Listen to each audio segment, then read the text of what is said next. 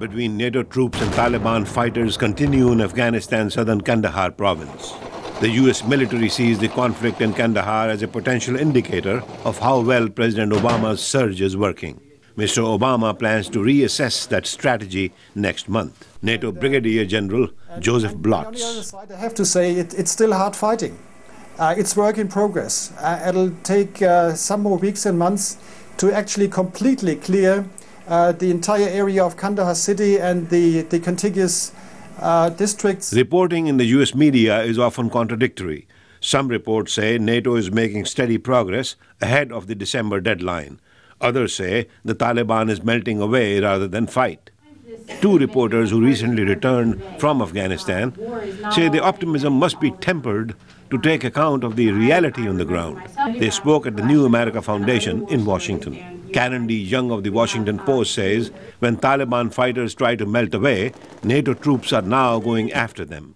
They are even killing from overhead using drones like this one. They say that this is having an effect, that the Taliban is getting dispirited, that this has something to do with why people, some people at least, want to talk now or want to reintegrate.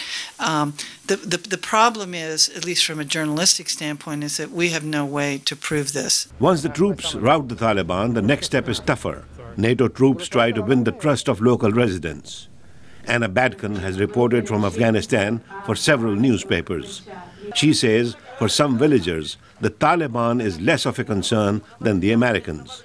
She asked one Afghan if he was worried about the Taliban coming to his village. He said, no, I have nothing to worry about by the Taliban. I'm very religious. I already pray 5 times a day. My wives already can't go outside because I don't let them.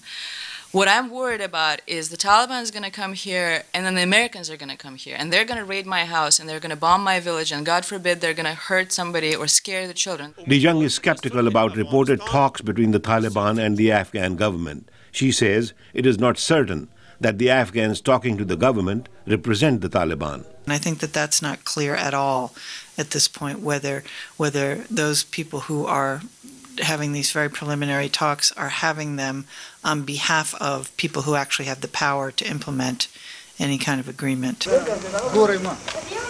Anna Badkin doubts the Afghan government can lure young Afghans who have joined the Taliban for money, not for ideology. She says the Taliban is already recruiting new fighters from among the thousands of Afghan refugees returning home from Pakistan. Now they're coming back because the Karzai government is inviting them back, and then the Karzai government is dumping them in fertile deserts with no access to health care, no access to jobs, and these people are becoming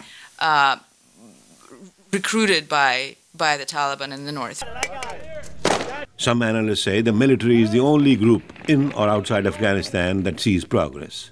The NGO workers, election monitors, and long-time residents the two reporters spoke to saw nothing but gloom. Ravi Khanna, VOA News, Washington.